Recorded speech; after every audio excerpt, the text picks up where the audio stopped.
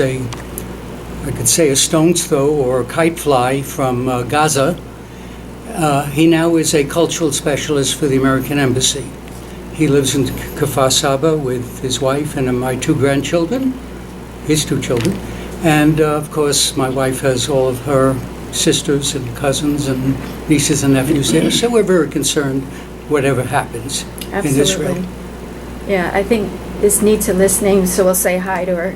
Yeah, okay, she's listening. Okay, hi. We're going to be nice. Don't worry.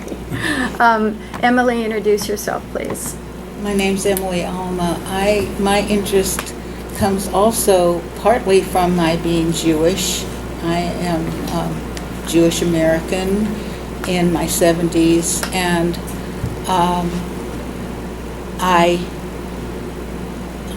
as I was learning more and more about what was happening in Israel, Palestine, I became very concerned about justice, and my perspective, which the listeners will hear more of, is that the Palestinians are desperately in need of justice from the Israeli government. And so my perspective is the opposite of Irv and Michael's. But it comes out of my Jewishness. And the fact that my father many years ago told me that this was a land where the people were not taking care of the land, the Palestinians, until the Israelis came along. And I've learned that that's not true.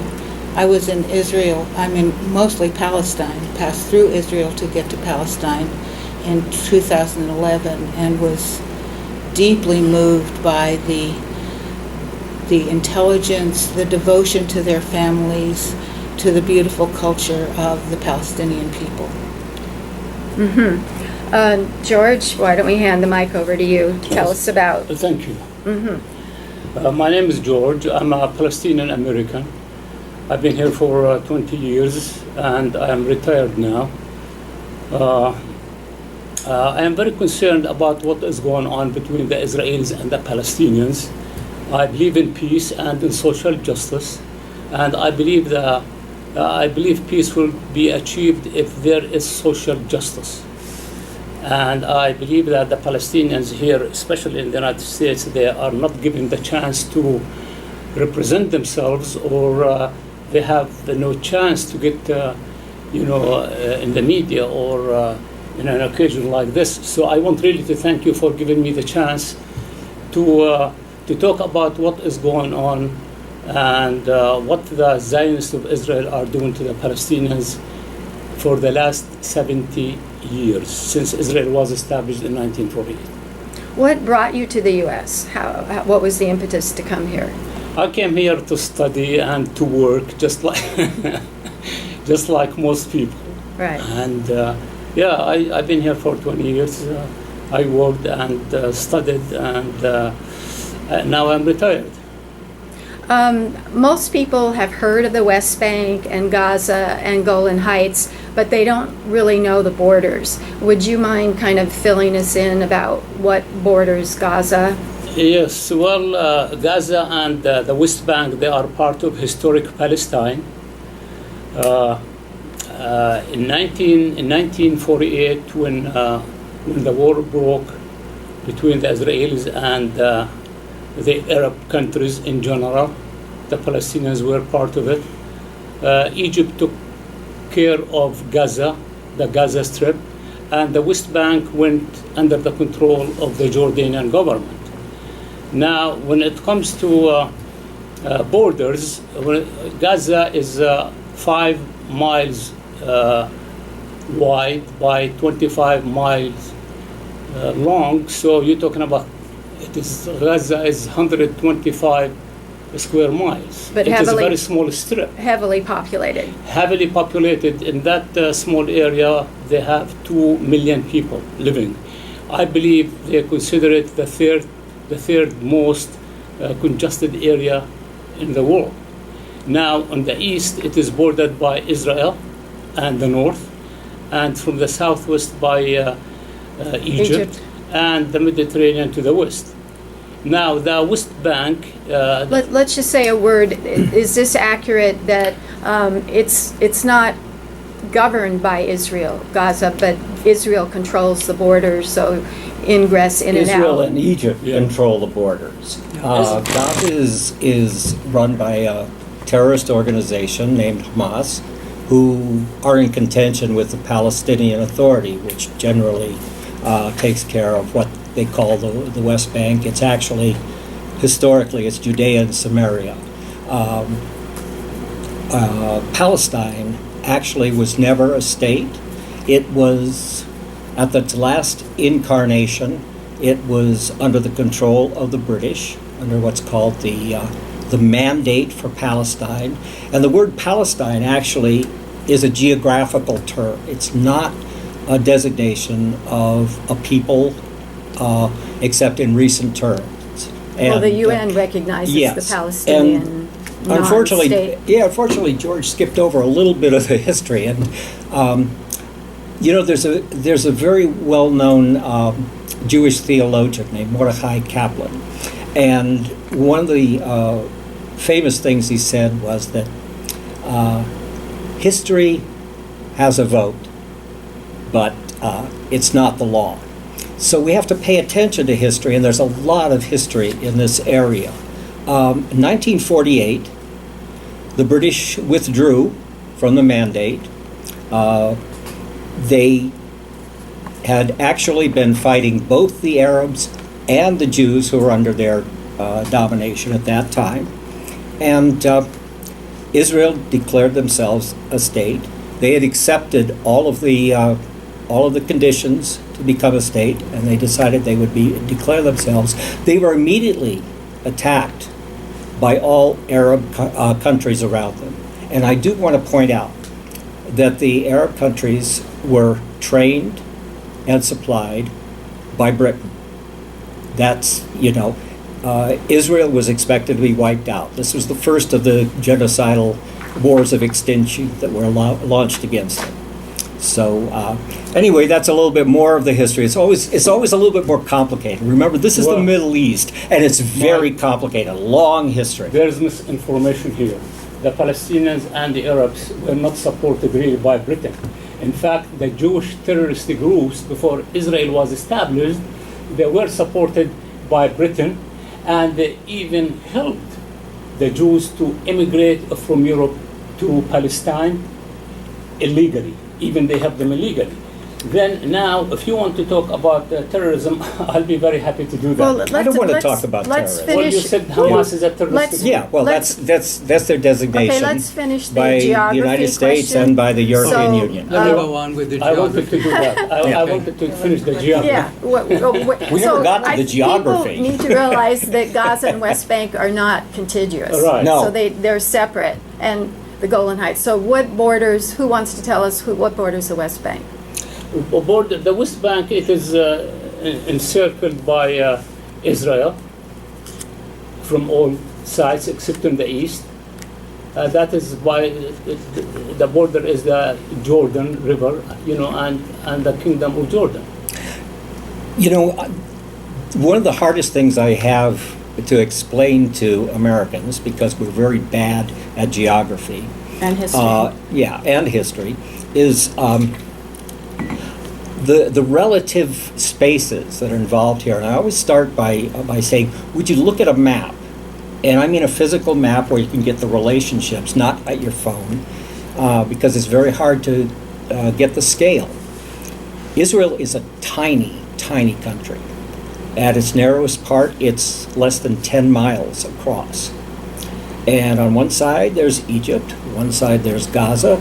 The other side, there are two states, Syria and Lebanon, and then Jordan. And Israel now has peace treaties with Jordan and with Egypt, and they cooperate in many ways. The government in Gaza, the Hamas, is rejectionist, and they're genocidal. And they fight with the PA. They took power from the Palestinian Authority by slaughtering the Palestinian Authority people who were there. And so there's not a whole lot of good feeling between those two factions. And because it's such a hot spot these days with the war in Syria, you also have to take into consideration that in Lebanon you have a proxy army, Hezbollah, the Party of God, which is financed by Iran. And they estimate that they have maybe 100,000 missiles pointed at Israel right now. Egypt right now is dealing with ISIS in the Sinai. They have their hands full. So it's a very treacherous area right now, particularly because of the instability of all the states in the area. I think what we're seeing is the breaking up of what we used to call nation states. And of course, most of the boundaries were imposed by the British and the French anyway. So the people that live there, you know, they're not bound by these boundaries. That's like something drawn on a map. Okay, Everybody's close together. that's true. George, you wanted to add something? Yeah, Mike mentioned that Israel is a tiny country. The information the world has about Israel, well, first, Gaza and the West Bank, they are much smaller than Israel. Now, when it comes to military power, Israel is the 14th strongest military power in the world. Israel, Partly Is the due to seven- U.S. aid. yes. Oh, I have something to say about that. Israel is the 7th country in exporting weapons. Israel is one of the most sophisticated country technologically in the world. Israel has around 1,640 jet fighters and fighters of all kinds. The Palestinians have nothing. Israel has around 2,500 tanks. The Palestinians have not even one. I mean, if you want to compare like the Palestinian military power to the Israeli military power, there is no comparison. And anytime the Israelis want to go hit Gaza, they go, even without one excuse. Look at the 3 wars the Zionists of Israel launched in Gaza in 2008, 2012, and 2014. You know how many people they killed? They killed around 4,000 people in those 3 wars, and they injured 15,000 Palestinians. I mean, it is now, you blame the Palestinians? Well, the Palestinians want a homeland just like any other people in the world. And that country was stolen from them, was taken from them, and now the Palestinians, they are even refugees in their own country. Now, as a result of the 1948 Israeli establishment, okay, the Israelis expelled 700,000 Palestinians in 1948. Now we have over 7 million Palestinian refugees scattered in the West Bank of Jordan, in Gaza, They're half in the their own country. Jordanians. In their own country, they are scattered in refugee camps in Jordan, Right. in Lebanon, and in Syria. When you say, if you go to a refugee camp, Gayle, and you look at those conditions they live under, very inhumane. And that is all caused by Israel when it was established in 1948. Let's have Irv comment on that. All right. First of all, we could go on like this all day. I could tell you about the over 3,000 Israelis who've been killed by terrorism. I can tell you about all the Jews who had to come in from Morocco, Algeria, Tunisia, Syria, Iraq, because they were persecuted after the establishment of Israel. I don't want to go there. But what I do want to talk about is about a new book by Yossi Klein Halevi called Letters to My Palestinian Neighbor. It's from an Israeli Yes. author. Yes. Yeah, I heard of that book. Yeah. It's a good book. Here's what he says. We are intruders in each other's sense of home. We are living incarnations of each other's worst historical nightmare. Wow. Amos Oz adds on to that, also a peacenik. Rivers of coffee drunk together cannot extinguish the tragedy of two peoples claiming the same small country as their one and only national homeland. And I want to add one more, which my son very much feels this way. As he looks at the walls separating the West Bank and Israel, his think is he's grateful for the wall that he despises. He's grateful for the wall because he gives him and his family security, but he despises it because that's not the Israel that he wanted to live in. He wanted to live in an Israel with two states, peace between them, and that's not happening. And I thought the purpose of our talk today was to talk to how we could, in fact, make that happen. Right. We don't want to go and start blaming each other. That doesn't get us anywhere. We need to start moving forward. So what's your personal opinion on one state, two state? Is there Very any much in possibility? favor of a two-state solution.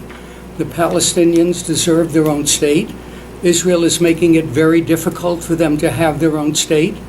I was hoping that when Trump decided to approve the embassy in Jerusalem, East Jerusalem? he would do it as a quid pro quo, that he would ask Israel for something. Instead, he gave it to them for nothing. So that did But not, he's a dealer. they did He's a not wheeler and move dealer. the peace process any further. Right. I also think that it's going to be very difficult to have peace until Hamas and Fatah get together. Because as long And the as there's PLA. continuing rivalry between the two of them, there's no way Israel will agree to bring Gaza into that second state. Not only that, but because if you're going to keep the settlements, you're going to have to give the Palestinians some land. The obvious place to give them land is near Gaza. There's no way Israel is going to allow Gaza to grow bigger now, given the Hamas rule of that enclave. Could you just say a word about the rivalry between Hamas and Fatah and what the role of the PLA, which is supposed to be Well, like maybe Emily can talk about that. Actually, I'd rather George talk about that, but I'd like to talk about something else. Sure. Okay. And then, but I think that's important, and I think George would be able to explain Yeah, that. It good. is discouraging. However, I don't think it is the main thing that's keeping from finding peace in the conflict. The continuous blindness to the and acceptance and pushing of settlements in the West Bank, the absolute prison-like conditions for the people of Gaza, the demolition of homes in the West Bank. There are so many ways that's just the burning of ancient orchards, of olive orchards, by the Israeli army. There are so many ways By the army?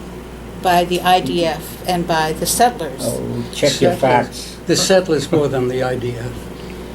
That is a shame what's going on there. Okay, thank you for agreeing that it's a shame. We're And- actually more on your side than you may think. Oh, good. Because don't make assumptions about my feelings towards the Palestinian people. Okay, so let's be sure that we get that out in the open, how much we agree about the things,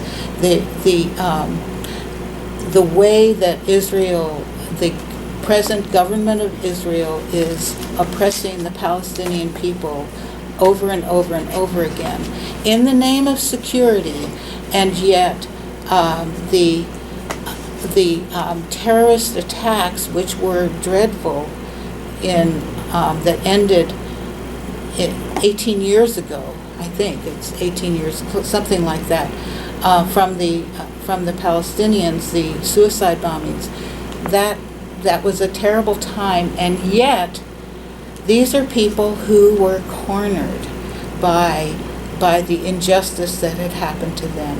I want to read a couple of quotes, and then I'll pass the mic over, because there are a couple of historic quotes, one from 1937, one from 1919, that show that the intention of the founders of Israel was never to share the land equally with the Palestinians. That's not true. And this is from David Ben-Gurion, Israel's founding father and first prime minister in 1937. We must expel the Arabs and take their places, and if we have to use force to guarantee our own right to settle in those places, then we have force at our disposal. That's the famous David Ben-Gurion. I have to enter a corrective here, Or Emily. let's That- let her finish. Go ahead, That Emily. quote is inaccurate. Go ahead, Emily. Well, I have more quotes by Ben Gurion, believe me. Emily's This is from on the now. Palestinians. Okay, I have one other quote from Arthur Balfour, the British statesman who was part of the forming of the image of Zionism in 1919. In Palestine, we do not propose even to go through the form of consulting the wishes of the present inhabitants of the country, though the American Commission has been going through the forms of asking what they are. The four great powers are committed to Zionism, and Zionism, be it right or wrong, good or bad, is rooted in age-long tradition, in present needs, in future hopes, of far profounder importance than the desire and prejudice of the 700,000 Arabs who now inhabit that ancient land. In my opinion, that is right. That's Arthur Balfour in 1919. And even if these quotes are incorrect, the actions of the Israeli government today are making it absolutely impossible for there to be a two-state solution. There's You mean the settlement expansion? the settlement expansion, the apartheid wall, the barrier against Gaza, so that the way the people are oppressed in those two places, and the disempowerment of the Israeli Palestinians, the Palestinians who still live in Israel, they do not. It's claimed that Israel is the only democracy in the Middle East, but it's only a democracy for Jews. It's not Well, a that's not democracy. true. It's- 22% of the country are Arabs. Yes. And the Arabs have very rights in Israel. In fact, a good deal of the medical profession in Israel is Arabic. So that's not true. There are problems with minority, I won't deny that. But don't say that Israel is an apartheid state, because the Arabs have many, many opportunities and equality in Israel itself. So one of the basic things that's happening is that we deeply disagree about a lot of facts. So we got to go beyond that. So, and when I Yeah. was in Palestine, I met a woman who had served in the Knesset, and she quit because she was disgusted with how little, that from her viewpoint, it was not a democracy. She did not have an Well, equal there are voice. 13 Arabs in the Knesset at the moment. And her... They're on the Supreme And when Court. and she was when she was in the Knesset, she felt that Arabs her are allowed voice... to serve in the IDF. They're not required to, but some of them Mike, do. why don't we let Emily finish, and then we'll go to Mike. So, Well, and I'm sorry, I'm the historian here. Well, fine, but we're just going to George take is a pretty good turns. historian, too. We're taking turns. She left, I'll just finish this sentence. The person that I met, who was one of our guides through Palestine,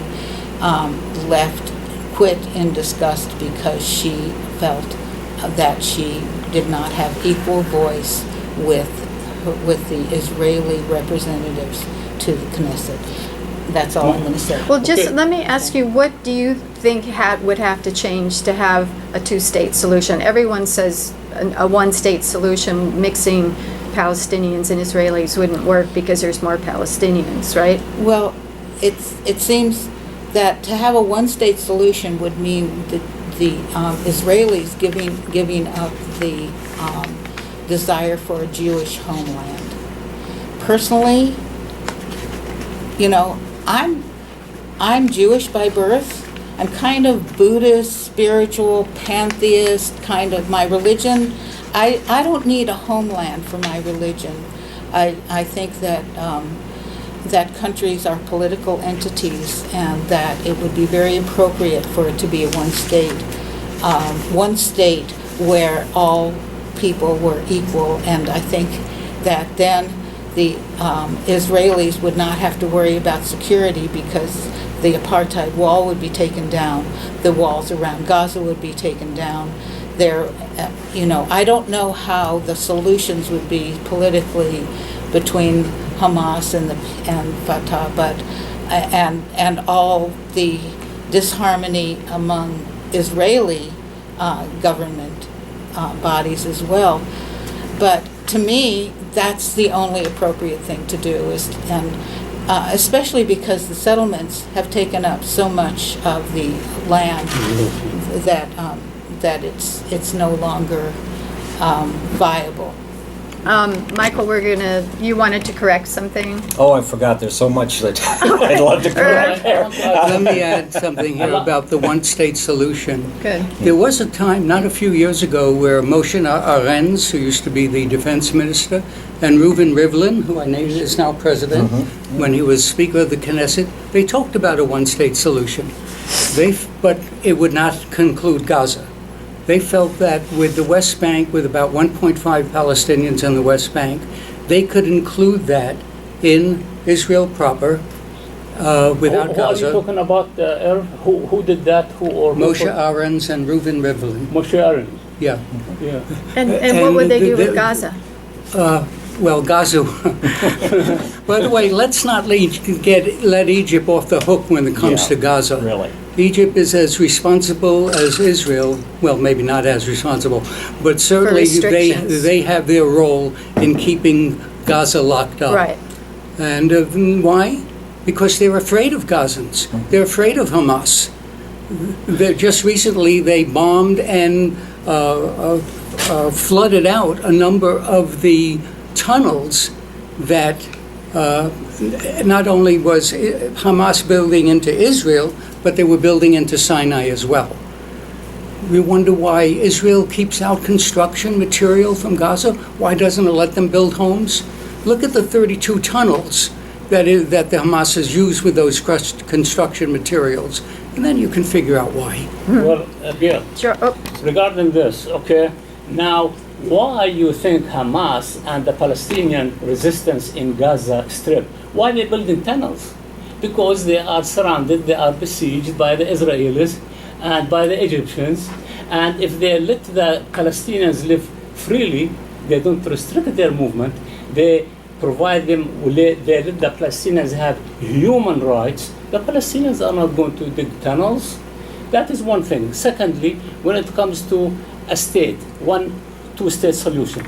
In fact, two-state solution is not viable at all. Why? Because of many reasons. One of them, we have in the West Bank over 600,000 settlers. Those people, they came from all over the world to settle in Palestine, and most of those settlements are built in Palestinian private land. Talking about over 200 settlements, they are scattered, all over the West Bank. So, and now the Israelis can travel to Israel, or from Israel back to the settlements on their own private roads. The Palestinians are not supposed to use those roads. They go through tunnels. I mean, they dissected the West Bank, big times.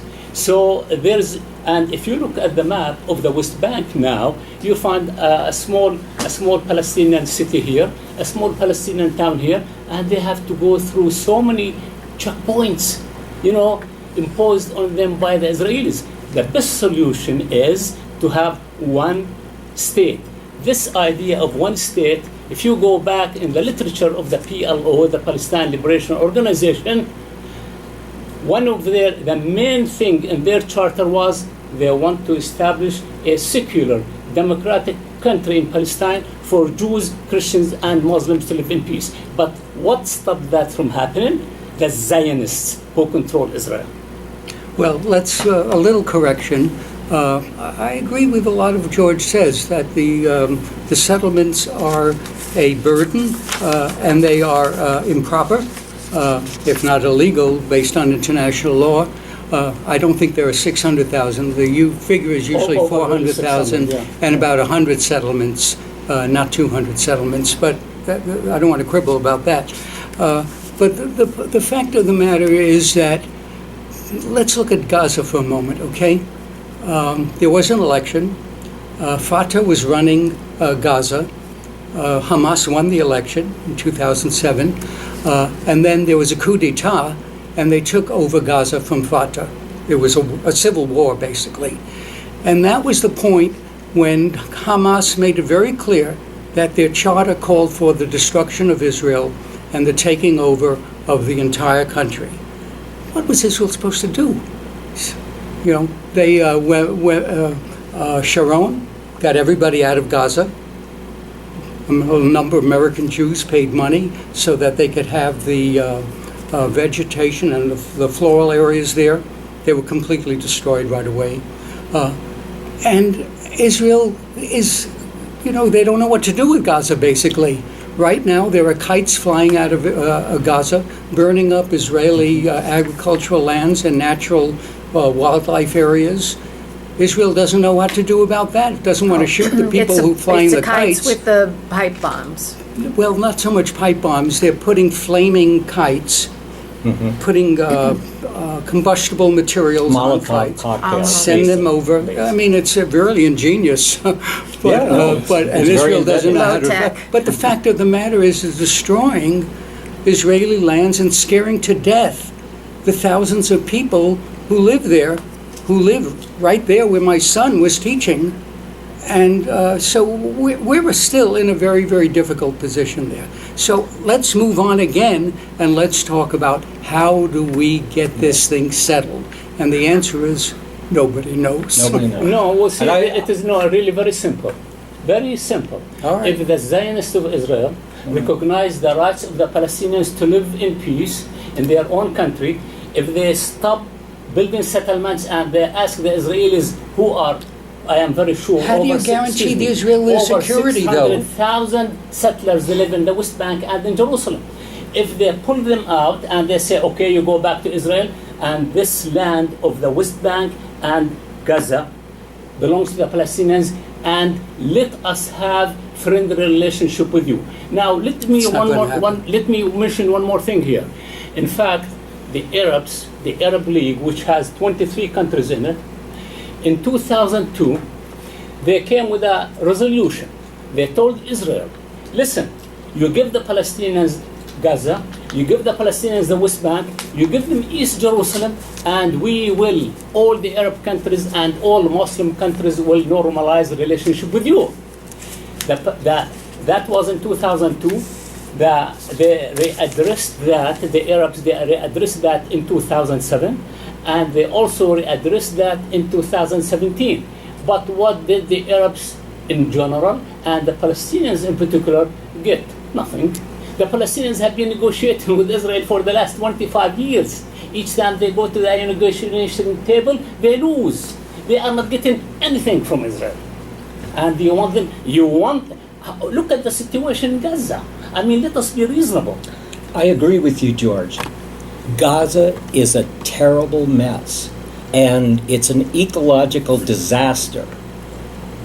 And the problem there is actually, once again, the fight between Hamas and the PA.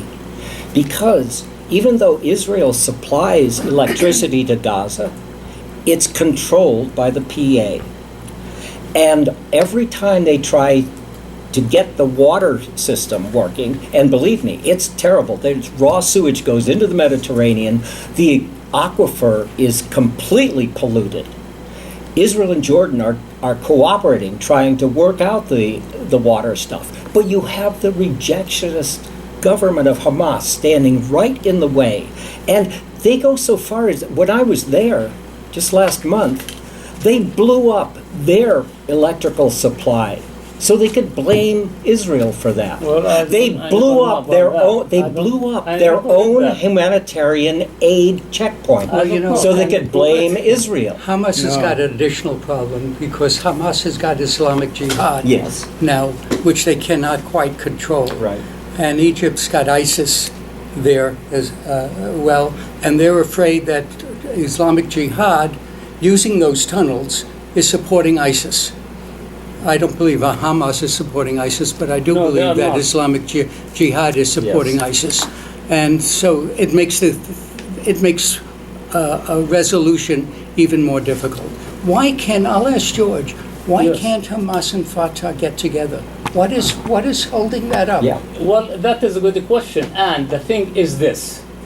Hamas has realized that the PLO has been negotiating since 1993 with Israel, okay? Since Oslo Accords. With Arafat. When the Arafat started the negotiations and Abbas continued. And Hamas is still in the PLO and Abbas group. Why are you negotiating? You are not getting anywhere. So now, talking about peace in that part of the world, believe me, if Israel says yes to the Palestinians, we want to live in peace, I am telling you, the average Jew and the average Palestinian, they love to live in peace. My best friends are Jews, okay? So this is the thing, that the Palestinians are not getting anywhere in the negotiations. That was one reason. The second reason is, although Hamas won the elections in 2007, okay, and democratically, okay, Abbas, he fired the prime minister at that time. So the another problem that Hamas sees that the PLO is capitulating, that does not care about the human rights. That is really one big difference. Now, so talking about peace in the Middle East, the Arabs took the initiative, they stressed on it, they asked the Israelis to give the West Bank and Jerusalem and Gaza to the Palestinians as a state, but the Israelis keep refusing. Why? Because Israel is militarily strong. It is supported by imperial powers of America and Europe. And just imagine this. Reparation agreement between Israel and Germany that was signed in 1952 and went into effect in 1953 gave Israel so far $89 billion from Germany. Okay? Now, we Americans, our taxpayers, are paying Israel every day $10.4 million. And Israel is one of the richest countries in the world. The per capita in Israel is 34 point something, 34,000. Okay, so I mean, Israel doesn't need the money. But now the only jet fighter in the American arsenal, which is the F-35, is used just in America and in Israel. I mean, Israel is equipped to the teeth. Israel is dictating militarily and politically about the situation in the Middle East. It is true that America gives Israel a lot of money. A lot of it, most of it, in fact, is for security reasons. We want to remember that Israel has been attacked by outside armies in 48, in 67, in 73. Right now, they've got Hezbollah with 100,000 missiles on their northern border. They've got Syria and Iran on their eastern border. Jordan just fired its prime minister, and they are having all kinds of problems there when they try to raise the price of commodities. We've got Hamas in the south. Israel is not a secure country. Israelis, as strong as they are, live with a lot of fear. That's true. I would like to point Michael, out can I one ask thing you there. this? Okay, When go you were ahead. in Israel recently, what did you hear about on the street, the Israeli on the street, about how do we get peace? And I'd also like Okay. to ask you about Jared Kushner is supposed to be Trump's man to make peace. What do they say about him?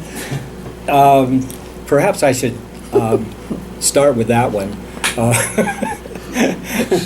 A lot of Israelis ask me about Trump. Says, what's with this guy? They can't figure him out any more than we can. They're pleased with the fact that there's been some necessary correctives done in the UN. But the truth of the matter is that allying themselves with a fascist has not worked out well for the Jewish people in the past. And I think it will not work out in the future. A fascist meaning? Donald Trump. Oh. It's to my mind that it's a fascist government on the order of Mussolini, corporate fascism. But that's just me. And what do they think about Kushner? Because I say he's supposed to be the point man. They don't. most Israelis Guy doesn't don't know know what to deal with. He's just another guy from the West who comes in and tries to tell everybody what to do. That's kind of their attitude. Right. I would say that what I really felt was a sense of exhaustion, and I felt the same thing from the Palestinian Arabs that I met. They're so tired of this. It's not like Israel wants this. They are trapped in the same way that the Palestinians are, trapped by their history, trapped by all the bad things that have been done to each other and all the bad things that are going to be done to each other. And one of the big concerns of everybody was Gaza. And I just want to mention, there is actually another proposed plan that I heard talked about, which is the three-state solution. What's that? Well, Yeah, what's since Gaza and the PA hate each other, maybe Gaza should be separate.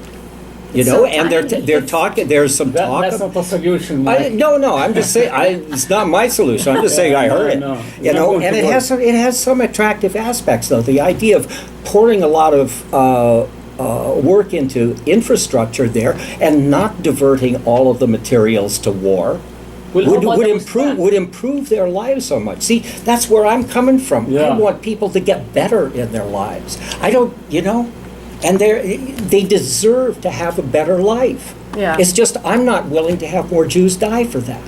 Well, I And heard I'm another not willing three-state To solution. have, Wait, I think Emily was I think next. it's my turn. Yeah, it's your turn. Definitely. I'm not willing to have more Palestinians die for that either. Security is what we hear over and over again for Israel. I understand people living in fear. It is equally fearful. The Palestinians also need and deserve security. And the Palestinians, we were talking about the tunnels from Gaza into Egypt and into Israel. People are carrying medical supplies and food. Not Yes. into Animals. Israel. Come on. Please, come on. Okay. Animals for Let's the get back zoo. to the real Okay. Yeah, I could talk a lot about that. Believe me. Yeah, Okay, the that's, real that's world- a side issue. There That's a are side issue. differences of opinion about the real world, and this is my understanding is that those tunnels are because Of the Gazans blockade. are trapped by the blockade and they can't bring in enough for what they need. Yeah. The buildings are still rebuilt from the bombing, from three wars of bombing Palestinians, so that their homes, they live among rubble because they can't rebuild. And to talk about kites with, it's a shame for kites to be going from Gaza into Israel and burning crops. And it's also a shame for the Palestinian people who do not have bombs. They don't have $10.4 million a day of U.S. money goes to Israel. And it's all about security, but I want to talk about AIPAC right now, because AIPAC is one of the strongest. Tell her what the initials stand for. Okay, American, help me. Israeli. What's it? Political Action political action. It's a lobbying group. It's a lobbying group, and Second it's the strongest strongest. in America. And there are, most politicians on the national level are afraid to oppose AIPAC because they give out a lot of money and they have a lot of power. And there are more and more politicians who are saying no to AIPAC and who are refusing. Bernie Sanders is one of them. They're refusing to take large corporate money, and they're refusing to be bound by what AIPAC is demanding. And it's Netanyahu does want exactly what's happening in Israel right now. He is leading it. He is just going right along with AIPAC's demands for a continuing squeezing of the Palestinian This is people. more of the Jewish conspiracy Yeah. thing. Okay, we need You to know? take a break now. Ask Dr. Gayle is made possible by the generous contributions of KZFR supporters and by the Handlebar, recently expanded and remodeled, offering 28 taps of craft beer. That's a lot of beer. German-inspired Not pub cheap, fare and an outdoor patio on 20th Street next to Winco. Opens every day at 11 a.m. You're going to drink beer at 11 a.m. until 10 p.m. until midnight on the weekend. The Handlebar, a specialty beer bar for the adventure. Like them on Facebook or call 894-BEER for more information. Ask Dr. Gayle is also made possible by Pearson Road Collision Repair, independent and certified with over 30 years experience. Pearson Road Collision Repair handles insurance claims with skilled technicians at 119 Pearson Road in Paradise. Pearson Road also offers old ride side auto restoration services that can turn your dream car into a reality. More information by calling 872-5627 or at pearsonroadcollisionrepair.com. So you're listening to Ask Dr. Gayle at KZFR FM, and we do not necessarily represent the views of the station or its supporters. The show next month in August will be about gender. So we're having people who've had different experiences with changing gender and flexible gender and thinking about gender in non-binary ways. George, I think you were next. Okay, now, Irv mentioned security for Israel and also Emily, but we did not go into detail. In fact, Israel is the most secure country in the Middle East. And I say this, and I could prove it in many ways. One way, first of all, Israel is the only country in the Middle East that has nuclear bombs and an excellent delivery system. They are saying Israel has between 80 to 200 nuclear bombs. Not even one Arab country, not even a country in that part of the world, not even Iran, has the nuclear power. That is why Israel keeps saying no to any resolution, peaceful resolution put on the table. Now, Israel, in fact, is threatening the region of the Middle East, Africa, and Europe by having all those nuclear bombs. And now look at Israel has no enemies, Irv, in the Middle East. No? No, I tell you what. Let me explain to you. All right. First This of all, is good news. look at that. No, Israel has no enemies. Look at this. The Palestinians recognized Israel in 1993, okay, an Oslo agreement, and in return, the Palestinians did not get a recognition from Israel. That is one thing.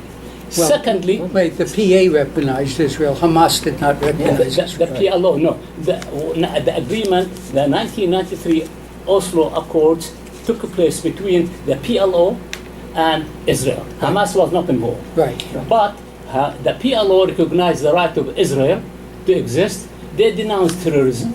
What did they get from Israel? Israel did not even recognize the Palestinian rights. Okay, that is one thing. Secondly, look, Egypt signed a peace agreement with Israel. Israel is not threatened by Egypt. Jordan has signed an agreement with Israel.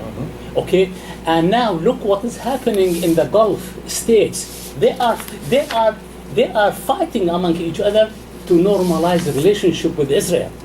Now, Because they're scared to death of Iran. No, see, that's the point. I want to come to this point. In fact, Iran can't scratch the surface with Israel. Why? Why? Because Iran does not have the nuclear bombs. There's one thing I want to say, and I'm responsible for saying it. In fact, if Iran has the nuclear bomb, there will be peace in the Middle East. You know how? Israel will be forced to come to the negotiation table and give the Palestinians their rights. Or Then they would be the wiped Arabs off and the map. Muslims, the Arabs and the Muslims, they'll start shaking hands with Israel. Yes, let us have peace. You know what will happen if Iran has a nuclear bomb? They are not There going- will be nobody can- mutually assured disaster. The No. same way that when Russia has the bomb, China has the bomb.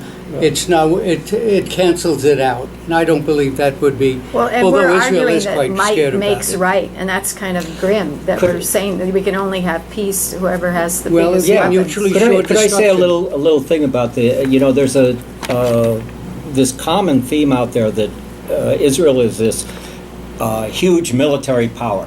And there's no doubt that right now they're the strongest military power in that area. They're highly technologically advanced. But this is new. This is a new thing. Remember, they were expected to lose all these wars against the Arabs. That's really the big surprise that took place. And the fact is that we give a lot of aid to Israel, but it's basically a jobs program for this country. They get the sell money, weapons. but they have to spend it buying our stuff, particularly armaments. Right. You know, it's a vicious or building a circle. wall, or building a wall. Yeah, Irv, why don't you take it, then I want to go to current events. Okay. I'm a political scientist, so let's get, not that we haven't been political. Hamas and the Palestinian Authority have their problems, and they can't really quite get together for whatever reasons. Israel has its problems too. It's got a coalition government. The last time there was an election, 22 parties ran in the election. Right now, there are 1, 2, 3, 4, 5, 6, 7, 8, 9, 10, 11 parties in the Knesset. Likud, which is the leading party, Netanyahu is the prime minister, he's got 66 votes. Any one of his coalition that pulls out, there are new elections. The sharpest, the one that he's most afraid of in that coalition is the Jewish home, with Naftali Bennett is the head of it. And they want extension of They are very the settlement. pro-settlement. Yeah. If Netanyahu, even if he threatens to stop paying for the settlements, they threaten to leave the party, to leave the coalition, and that would drop it. He also has the ultra-religious in there, and they also are part of the settler movement. So, as a politician, he of course wants to keep his job, which makes it much more difficult to get into peace agreements if he's afraid that if he moves in that direction, he'll lose his government. That's And he one of has the problems that corruption we have. scandals anyway, right? Oh, yeah. Emily, you wanted to, I wanted to change the subject just a little bit. There's two books that I have found to be so powerful, and one is written by a Palestinian man, a doctor who lived in Gaza, or still lives in Gaza, and one is written by an Israeli man who lived in, I think, Jerusalem. The Israeli man is Miko Peled. His book is called The General's Son. I don't believe he lives in Jerusalem anymore. No, he doesn't. No. Now he lives in Southern California. Of course. Yeah. And he teaches martial arts. But he is the son of a general who was highly decorated during the 1948 General Peled, takeover. yeah. Peled, yes. And his personal experiences included he lost a relative. I can't remember who that relative is, but he lost a relative to one of those suicide bombings, one of those terrible suicide bombings that happened in Tel Aviv. And he also, his life brought him into the West Bank, into contact with Palestinians. I'm not going to talk more about that right now, except to say that he was so moved by the plight of the Palestinians that he became an advocate for justice for Palestine. Not anti-Israel, not anti-Semitic. That's one of the things. And he made a documentary also. And there's a film about this as well called The General's Son. But it's, and one of the things that I want to make really clear is I don't feel like I'm anti-Israel. I'm certainly not anti-Semitic. And what I am for is justice for all and peace for all in that war-torn land. And perhaps all of us would Oh, agree yes, with that. everybody would. Then here, I just want to tell you about another this other book by, his name is a doctor who was educated in Israel. He grew up in Gaza. His name is Zeldin Abuleish, if I pronounce it correctly, called I Shall Not Hate. And he had wonderful relationships with Israel. He went back and forth between Gaza and Israel. He worked in hospitals in Israel. When there was something needed in Israel, it went to Gaza. You know, he could call on that, and it was a very positive relationship. And during one of the bombing episodes, his family home in Gaza was bombed, and he lost many family members. Plus his daughters, yes. And it's a very powerful story, both of them, because of their interaction with people from the other side. And to me, they are so persuasive. Anyway, I'll I stop just, there. since we only have 6 minutes left, Okay. I wanted to just Can briefly. we come up with a solution in that 6 minutes? We love each other. We already arrived there. I'm really interested in the jailing of Ahmed Tamimi. She's 16. I had Tamim that she turned over- 17 years in prison. Yeah, and there's over 300 Palestinian kids and 6,000 Palestinians in jail. 297 was the last count that I. So maybe someone could explain Well, why this little girl's in of jail. I just would say most of those, the children are only children by your definition, because most of them are 16 to 18 years old.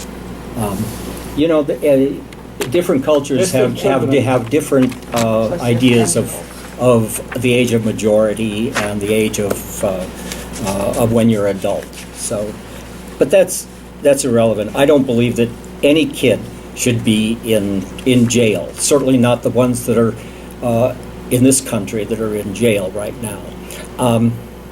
I will say something about Ahmed Tamimi.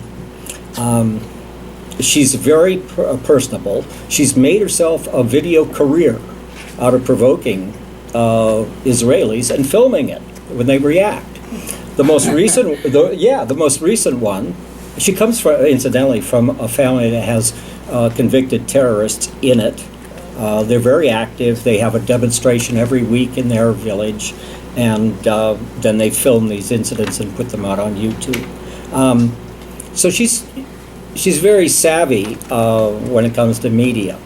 But she's still My reaction 17. was that I should try slapping a cop in Chicago like that and see if I got away with it. I thought that soldier had so much control, I couldn't believe it. It's different. It's different. Her land is occupied, and this lady, she was so mad at the Israeli soldier because a week earlier, one of her cousins was shot In the head. Yeah. And she lost probably 5 or 6 members. They were killed in her family, and she is just a baby. She's wait a minute now. She's been in the front line for the last probably 10 years. This girl. Yeah, she's been doing this for a decade. She started when she was 11. Not because she wants to. She is forced. She wants a homeland. She wants a freedom. She wants to live as a child. That's all. Everybody wants that. I'm just saying that She's not a terrorist. her job is being a media star. None of her family members was a terrorist or accused of terrorism. That's not true. They're They are activists is protesting. different. They are protesting. Okay, we've got 3 minutes. Let's talk about the Great Return March. That got a lot of news, and I just wanted to. It was Great Return it was March. the Gazans Oh, yes, yes. demonstrated on the borders, and Yeah, I was hundreds there were killed during and- that, through the whole thing. So I saw it from the Israeli perspective. And I actually have a friend who, I was worried about him because his kibbutz is down there next to Gaza. He said, my home is burning. This was not a peaceful demonstration. This was They did not have The guns, Hamas Mike. government, They did not the have Hamas guns. government, once again, weaponizing their civilian population. They bust people up there. One day, there were 40,000 people trying to stream over into Israel. This is not peaceful. It's an act of war, and that's what was going No, on that's there. not the Whether the IDF was correct in their response, that's the debate that's going on in Israel too. Again, on May the 15th, that is when Israel was established in 1948. In that march, the Great March, on that day, May the 15th, Israel killed 58 Palestinians raising banners, okay, and want to go back to their homeland. They want peace. They killed 58 Palestinians and they injured 50 in one day, 2,800. What that is, if you take the ratio, the population ratio between Gaza and the United States, that means in that day, 9,425 Americans were killed and injured because the 15,242 Palestinians were injured. Okay. That means In the minute we have left, 2,247,000 Americans were injured. And that is for that situation there. This is ridiculous and unacceptable for the Palestinians. It's too bad that we are ending this discussion, that you brought that up, and that we're ending on this note. Well, these are facts. I was thinking, and I had hoped that we could end on a note of finding some area of conciliation. why don't you do that for us? We hope so. You know, you talk about AIPAC. I'm a strong supporter of J Street. J Street is opposed to AIPAC. We are very much in favor of a two-state solution. Yeah. We think the settlements in the West Bank are a detriment to that. We think that Hamas's activity in Gaza is a detriment to that. And we think that there can be, and there should be, peace in the area, but only if there is conciliation, if people can be sure that they will be secure in their homes, and and this is a big if the people of Israel will vote out Likud and put in a prime minister from the Labor Party who supports peace. And then I That's a think good we might solution. have... All right, you've been listening to Ask Dr. Gayle. Thank you very much to our panel. That was very informative and makes us all think. And now we're going to a totally different venue. We're going to listen to Peanut Butter and Jelly Time with Sandra. Woo-hoo. Thank you, Gail. Okay. No. Get it on. So, again next week?